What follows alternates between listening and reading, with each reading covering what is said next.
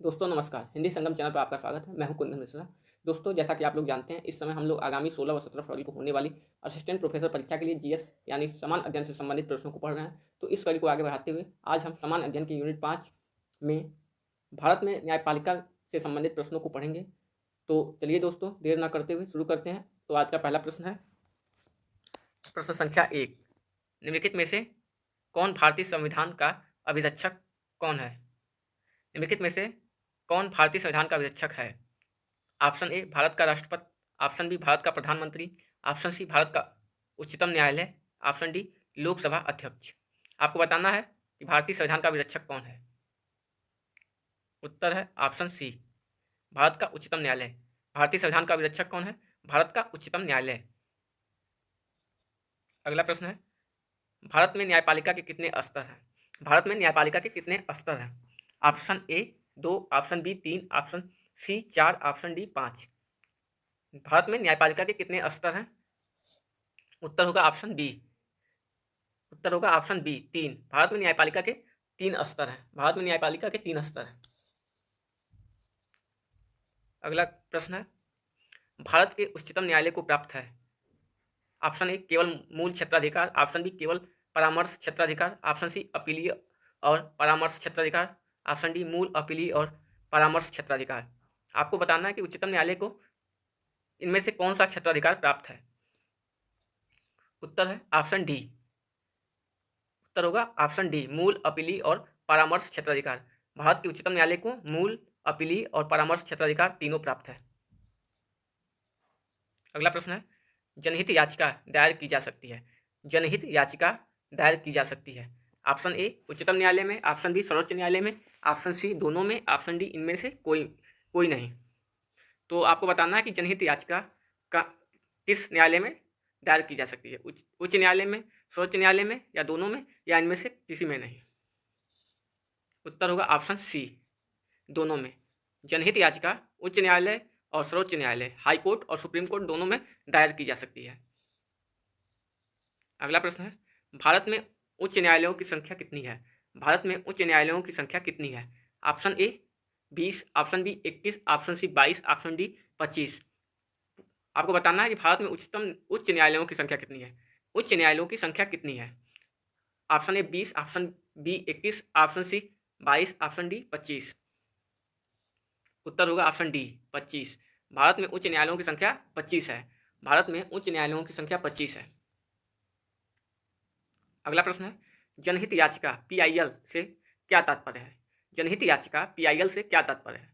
Option A कुछ भी जिसमें जनहित हो, ऑप्शन बी पीड़ित व्यक्ति द्वारा अदालत में जनहित लाया गया मुकदमा, जनहित में लाया गया मुकदमा, पीड़ित व्यक्ति द्वारा जनहित में लाया गया मुकदमा, ऑप्शन सी किसी व्यक्ति द्वारा अदालत में जनहित में लाया गया मुकदमा, ऑप्शन डी सर्वोच्च न्यायालय द्वारा जनहित में जारी किया गया निर्देश। तो उत्तर होगा ऑप्शन सी किसी व्यक्ति द्वारा अदालत में जनहित में लाया गया मुकदमा। पीआईएल क्या है या जनहित याचिका से क्या तात्पर्य है? किसी व्यक्ति द्वारा अदालत में जनहित में लाया गया मुकदमा। जनहित से संबंधित कोई भी मुकदमा किसी व्यक्ति द्वारा अगर अदालत में लाया जा रहा है तो वो पीआईएल या जनहित याचिका कहलाता है या जनहित याचिका होगा। अगला प्रश्न है रिक्त स्थान है का अर्थ है कि सर्वोच्च न्यायालय किसी मामले और उसमें शामिल कानूनी मुद्दों पर पुनः विचार करेगा। आगे रिक्त स्थान है का अर्थ है कि सर्वोच्च न्यायालय किसी मामले और उसमें शामिल कानूनी मुद्दों पर पुनः विचार करेगा। ऑप्शन ए मौलिक क्षेत्राधिकार, ऑप्शन बी रिट संबंधी क्षेत्राधिकार, ऑप्शन सी अपीलीय क्षेत्राधिकार, ऑप्शन डी सलाह संबंधी क्षेत्राधिकार। तो किस क्षेत्राधिकार के का अर्थ है कि सर्वोच्च न्यायालय किसी मामले और उसमें शामिल कानूनी मुद्दों पर पुनः विचार करेगा? तो उत्तर होगा ऑप्शन सी अपीलीय क्षेत्राधिकार। अपीलीय क्षेत्राधिकार का अर्थ है सर्वोच्च न्यायालय किसी मामले और उसमें शामिल कानूनी मुद्दों पर विचार करेगा। किसी मामले और कानूनी मुद्दों पर पुनः विचार करेगा किस क्षेत्राधिकार के अंतर्गत? अपीलीय क्षेत्राधिकार के अंतर्गत। अगला प्रश्न है जनहित याचिका के विकास का श्रेय किसे दिया जाता है? जनहित याचिका के विकास का श्रेय किसे दिया जाता है? ऑप्शन ए न्यायमूर्ति पीएन भगवती एवं कृष्ण अय्यर को, ऑप्शन बी न्यायमूर्ति पीएन भगवती एवं कानिया को, ऑप्शन सी न्यायमूर्ति सीकरी व पीएन भगवती को, ऑप्शन डी न्यायमूर्ति अय्यर व न्यायमूर्ति सीकरी को। तो आपको बताना कि जनहित याचिका के विकास का श्रेय किसको दिया जाता है या किसे दिया जाता है? तो उत्तर होगा ऑप्शन ए, न्यायमूर्ति पीएन भगवती एवं कृष्ण अय्यर को। न्यायमूर्ति पीएन भगवती और कृष्ण अय्यर को जनहित याचिका के विकास का श्रेय दिया जाता है। जनहित याचिका के विकास का श्रेय दिया जाता है न्यायमूर्ति पीएन भगवती एवं कृष्ण अय्यर को। अगला प्रश्न है, निम्नलिखित में से किसका संबंध उच्चतम न्यायालय की सलाहकारी अधिकारिता से है? निम्नलिखित में से किसका संबंध उच्चतम न्यायालय की सलाहकारी अधिकारिता से है? ऑप्शन ए, उच्चतम न्यायालय से राय मांगने वाले संसदीय लोकसभा अध्यक्ष। ऑप्शन बी, उच्चतम न्यायालय से राय मांगने वाले निर्वाचन आयोग। ऑप्शन सी, उच्चतम न्यायालय से राय मांगने वाले राज्य। ऑप्शन डी, कानून अथवा तथ्यों के बारे में राय मांगने वाले भारत के राष्ट्रपति। तो आपको बताना है कि किसका संबंध उच्चतम न्यायालय की सलाहकारी अधिकारिता से है। तो इसका उत्तर होगा ऑप्शन डी। ऑप्शन डी, कानून अथवा तथ्यों के बारे में राय मांगने वाले भारत के राष्ट्रपति। कानून अथवा तथ्यों के बारे में राय मांगने वाले भारत के राष्ट्रपति का संबंध उच्चतम न्यायालय की सलाहकारी अधिकारिता से है। अगला प्रश्न है, भारत में जनहित याचिका सर्वप्रथम किस मामले में स्वीकार की गई थी? आपको बताना है कि भारत में जनहित याचिका सर्वप्रथम किस मामले में स्वीकार की गई थी। ऑप्शन ए, MC मेहता बनाम union of India. Option B, SP Gupta बनाम union of India. Option C, Husn Ara Khatoon बनाम state of Bihar. Option D, इनमें से कोई नहीं। तो सर्वप्रथम जनहित याचिका किस मामले में स्वीकार की गई थी ये पूछा गया है और 4 ऑप्शन दिए गए हैं और आपको बताना है इनमें से कौन सा ऑप्शन सही होगा। तो इस प्रश्न का उत्तर होगा option C. Option C, Husn Ara Khatoon बनाम स्टेट ऑफ बिहार। हुस्न आरा खातून बनाम स्टेट ऑफ बिहार के मामले में जनहित याचिका सर्वप्रथम स्वीकार की गई थी। सर्वप्रथम जनहित याचिका हुस्न आरा खातून बनाम स्टेट ऑफ बिहार के मामले में स्वीकार की गई थी। अगला प्रश्न है, सर्वोच्च न्यायालय के न्यायाधीश किस आयु में सेवानिवृत्त होते हैं? मतलब सर्वोच्च न्यायालय के न्यायाधीश किस आयु में रिटायर होते हैं? तो ऑप्शन ए है 60 वर्ष। ऑप्शन बी 62 वर्ष। ऑप्शन सी 64 वर्ष। ऑप्शन डी 65 वर्ष। उत्तर है ऑप्शन डी 65 वर्ष। 65 वर्ष की आयु में सर्वोच्च न्यायालय के न्यायाधीश सेवानिवृत्त या रिटायरमेंट होता है या होते हैं। अगला प्रश्न है, जनहित याचिका PIL किसके साथ संबंधित है? जनहित याचिका किसके साथ संबंधित है? ऑप्शन ए, न्यायिक समीक्षा। ऑप्शन बी, न्यायिक सक्रियता। ऑप्शन सी, न्यायिक हस्तक्षेप। ऑप्शन डी, न्यायिक पवित्रता। तो बताना है जनहित याचिका यानी PIL किसके साथ संबंधित है? उत्तर है ऑप्शन बी, न्यायिक सक्रियता। न्यायिक सक्रियता, जुडिशियल एक्टिविज्म से संबंधित है जनहित याचिका न्यायिक सक्रियता से। अगला प्रश्न है, भारत के उच्चतम न्यायालय के न्यायाधीशों की नियुक्ति कौन करता है? भारत के उच्चतम न्यायालय के न्यायाधीशों की नियुक्ति कौन करता है? ऑप्शन ए, राष्ट्रपति। ऑप्शन बी, मुख्य न्यायाधीश। ऑप्शन सी, प्रधानमंत्री। ऑप्शन डी, मंत्रिपरिषद। आपको बताना है उच्चतम न्यायालय के न्यायाधीशों की नियुक्ति कौन करता है? राष्ट्रपति करते हैं या मुख्य न्यायाधीश करते हैं या प्रधानमंत्री या मंत्रिपरिषद? तो उत्तर होगा ऑप्शन ए। ऑप्शन ए, राष्ट्रपति। उच्चतम न्यायालय के न्यायाधीशों की नियुक्ति राष्ट्रपति करता है। उच्चतम न्यायालय के न्यायाधीशों की नियुक्ति राष्ट्रपति करता है। अगला प्रश्न है, जिला न्यायाधीश की नियुक्ति किसके द्वारा की जाती है? जिला न्यायाधीश की नियुक्ति किसके द्वारा की जाती है? ऑप्शन ए, राज्यपाल राज्य के उच्च न्यायालय के परामर्श पर। ऑप्शन बी, राष्ट्रपति द्वारा देश के उच्चतम न्यायालय के परामर्श पर। ऑप्शन सी, प्रधानमंत्री की सलाह पर। ऑप्शन डी, उपराष्ट्रपति की सलाह पर। तो आपको बताना है जिला न्यायाधीश की नियुक्ति किसके द्वारा की जाती है? इसका उत्तर होगा ऑप्शन ए। ऑप्शन ए, राज्यपाल द्वारा राज्य के उच्च न्यायालय के परामर्श पर जिला न्यायाधीशों की नियुक्ति की जाती है। राज्यपाल द्वारा राज्य के उच्चतम न्यायालय के परामर्श पर जिला न्यायाधीश की नियुक्ति राज्यपाल करता है। अगला प्रश्न है, निम्नलिखित भारतीयों में से किसने अंतर्राष्ट्रीय न्यायालय के अध्यक्ष के रूप में कार्य किया? निम्नलिखित भारतीयों में से किसने अंतर्राष्ट्रीय न्यायालय के अध्यक्ष के रूप में कार्य किया? ऑप्शन ए, न्यायमूर्ति Nagendra Singh. Option B, justice M Katju. Option C, justice YV Chandrachud. Option D, justice JS Khehar. तो बताना है निम्नलिखित में किसने अंतर्राष्ट्रीय न्यायालय के अध्यक्ष के रूप में कार्य किया? इसका उत्तर होगा ऑप्शन ए। ऑप्शन ए, न्यायमूर्ति नगेंद्र सिंह। न्यायमूर्ति नगेंद्र सिंह ने अंतर्राष्ट्रीय न्यायालय के अध्यक्ष के रूप में कार्य किया। अंतर्राष्ट्रीय न्यायालय के अध्यक्ष के रूप में कार्य किया किसने? न्यायमूर्ति नगेंद्र सिंह ने। अगला प्रश्न है, उच्चतम न्यायालय की प्रथम महिला न्यायाधीश कौन थी? उच्चतम न्यायालय की प्रथम महिला न्यायाधीश कौन थी? Option A, Sujata Manohar. Option B, Ruma Pal. Option C, M Fatima Bibi. Option D, इनमें से कोई नहीं। उच्चतम न्यायालय की प्रथम महिला न्यायाधीश बताना है, इनमें से कौन थी? सुजाता मनोहर या रूमा पाल या एम फातिमा बीबी या इनमें से कोई नहीं? तो इसका उत्तर होगा ऑप्शन सी एम फातिमा बीबी। एम फातिमा बीबी उच्चतम न्यायालय की प्रथम महिला न्यायाधीश थी। एम फातिमा बीबी उच्चतम न्यायालय की प्रथम महिला न्यायाधीश थी। अगला प्रश्न है, उच्च न्यायालय की परमादेश जारी करने की शक्ति के अंतर्गत कौन सा या से अधिकार आता है या आते हैं? उच्च न्यायालय के परमादेश जारी करने की शक्ति के अंतर्गत कौन सा या से अधिकार आते हैं? ऑप्शन ए संवैधानिक अधिकार, ऑप्शन बी सांविधिक अधिकार, ऑप्शन सी मौलिक अधिकार, ऑप्शन डी उपरोक्त सभी अधिकार।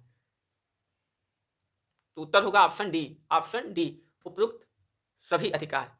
यानी संवैधानिक अधिकार, सांविधिक अधिकार और मौलिक अधिकार उच्च न्यायालय के परमादेश जारी करने की शक्ति के अंतर्गत आते हैं। कौन कौन से? संवैधानिक, सांविधिक और मौलिक, तीनों उच्च न्यायालय के परमादेश जारी करने की शक्ति के अंतर्गत आते हैं। अगला प्रश्न है, एक उच्च न्यायालय का न्यायाधीश अपना त्यागपत्र किसको संबोधित करता है? एक उच्च न्यायालय का न्यायाधीश अपना त्यागपत्र किसको संबोधित करता है? ऑप्शन ए राष्ट्रपति को, ऑप्शन बी भारत के मुख्य न्यायाधीश को, ऑप्शन सी उस राज्य के उच्च न्यायालय के मुख्य न्यायाधीश को, ऑप्शन डी राज्य के राज्यपाल को। तो एक उच्च न्यायालय का न्यायाधीश अपना त्यागपत्र किसको संबोधित करता है? उत्तर होगा ऑप्शन ए राष्ट्रपति को। एक उच्च न्यायालय का न्यायाधीश अपना त्यागपत्र राष्ट्रपति को संबोधित करता है। किसको? राष्ट्रपति को संबोधित करके अपना त्यागपत्र देता है एक उच्च न्यायालय का न्यायाधीश। अगला प्रश्न है, सभी अधीनस्थ न्यायालयों के न्यायाधीशों की नियुक्ति किसके द्वारा की जाती है? सभी अधीनस्थ न्यायालयों के न्यायाधीशों की नियुक्ति किसके द्वारा की जाती है? Subordinate courts. ऑप्शन ए संबंधित राज्य के राज्यपाल द्वारा, ऑप्शन बी राष्ट्रपति द्वारा, ऑप्शन सी राज्यपाल की सलाह पर राष्ट्रपति द्वारा, ऑप्शन डी उच्च न्यायालय के मुख्य न्यायाधीश की सलाह पर राष्ट्रपति द्वारा। उत्तर होगा ऑप्शन ए संबंधित राज्य के राज्यपाल द्वारा। सभी अधीनस्थ न्यायालयों के न्यायाधीशों की नियुक्ति संबंधित राज्य के राज्यपाल द्वारा की जाती है। अगला प्रश्न है, देश की पहली लोक अदालत कहाँ आयोजित की गई? देश की पहली लोक अदालत कहाँ आयोजित की गई? ऑप्शन ए राजस्थान में, ऑप्शन बी गुजरात में, ऑप्शन सी बिहार में, ऑप्शन डी केरल में। तो देश की पहली लोक अदालत कहाँ आयोजित की गई? उत्तर होगा ऑप्शन बी गुजरात में। ऑप्शन बी गुजरात में देश की पहली लोक अदालत आयोजित की गई। अगला प्रश्न है, सर्वोच्च न्यायालय के प्रथम मुख्य न्यायाधीश कौन थे? सर्वोच्च न्यायालय के प्रथम मुख्य न्यायाधीश चीफ जस्टिस मजिस्ट्रेट कौन थे? Option A K N Wanchoo, option B Hiralal J Kania, option C Y V Chandra, option D इनमें से कोई नहीं। तो आपको बताना है सर्वोच्च न्यायालय के प्रथम मुख्य न्यायाधीश कौन थे? उत्तर होगा option B Hiralal J Kania. Hiralal J Kania सर्वोच्च न्यायालय के प्रथम मुख्य न्यायाधीश थे। कौन थे? हीरालाल जे कानिया सर्वोच्च न्यायालय के प्रथम मुख्य न्यायाधीश थे।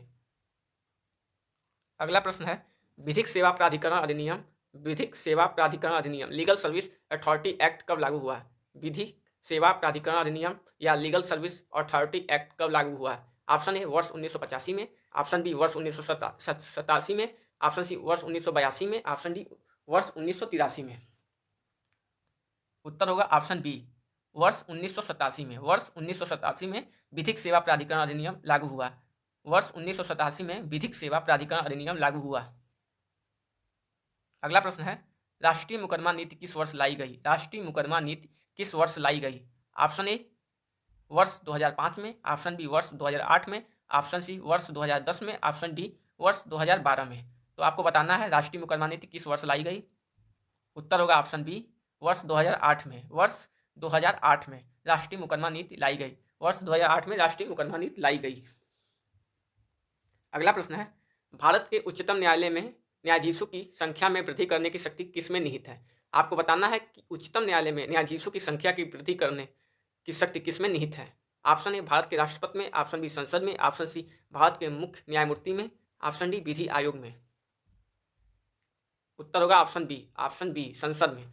भारत के उच्चतम न्यायालय में न्यायाधीशों की संख्या में वृद्धि करने की शक्ति संसद में निहित है। संसद में निहित है। भारत के उच्चतम न्यायालय में न्यायाधीशों की संख्या में वृद्धि करने की शक्ति किसमें निहित है? संसद में।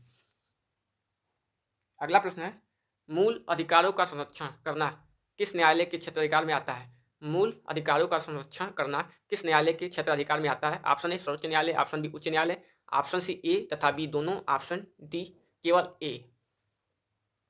उत्तर होगा ऑप्शन सी ए तथा बी दोनों। यानी सर्वोच्च न्यायालय तथा उच्च न्यायालय मूल अधिकारों का संरक्षण करने के क्षेत्राधिकार में आता है। अगला प्रश्न है, राष्ट्रपति किसी एक उच्च न्यायालय के किसी न्यायाधीश का किसी दूसरे उच्च न्यायालय में स्थानांतरण निम्नलिखित में से किसके परामर्श से करेगा? पूछा गया है, राष्ट्रपति किसी एक उच्च न्यायालय के किसी न्यायाधीश का किसी दूसरे उच्च न्यायालय में स्थानांतरण यानी कि ट्रांसफर निम्नलिखित में किसके परामर्श से करेगा? ऑप्शन ए राज्य के महाधिवक्ता, ऑप्शन बी सर्वोच्च न्यायालय के मुख्य न्यायाधीश के, ऑप्शन सी राज्यपाल के परामर्श से, ऑप्शन डी इनमें से कोई नहीं।